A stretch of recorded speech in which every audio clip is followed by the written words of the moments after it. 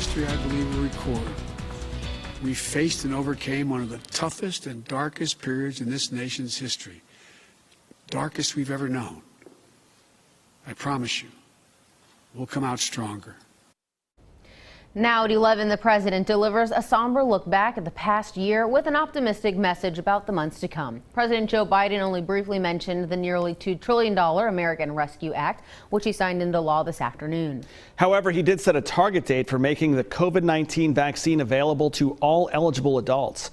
13 News reporter Aaron Noon joins us now with a recap. Aaron. Rob, Marilee, when President Biden gave his first address as president tonight, he didn't really say much about the new COVID relief bill that he signed today. Instead, he focused on the struggle the nation has faced over the past year and the direction we need to go in order to end the pandemic.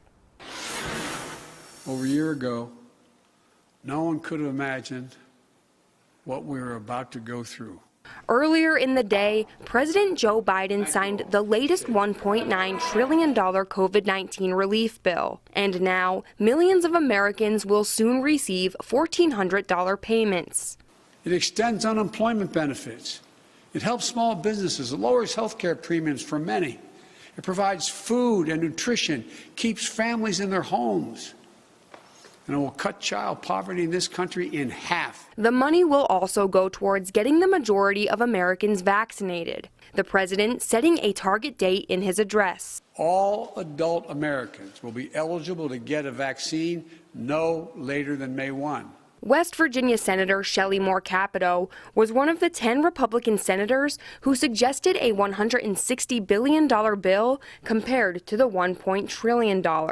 This isn't supposed to be targeted to be fun money, you know, where you can finally do whatever you might as a mayor or as a city council to be able to, it's supposed to be COVID related. That's why it's called a COVID relief bill. Senator Joe Manchin, who allocated a majority of the aid money for West Virginia, also says the money needs to be used wisely. You cannot be cutting your tax revenues trying to backfill it with this money.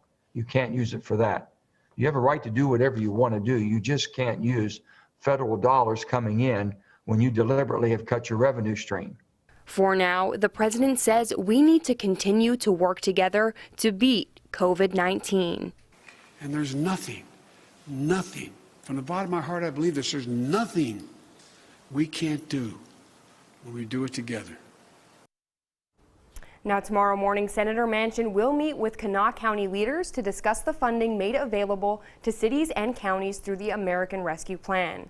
Reporting in the studio, Aaron Noon, 13 News, working for you.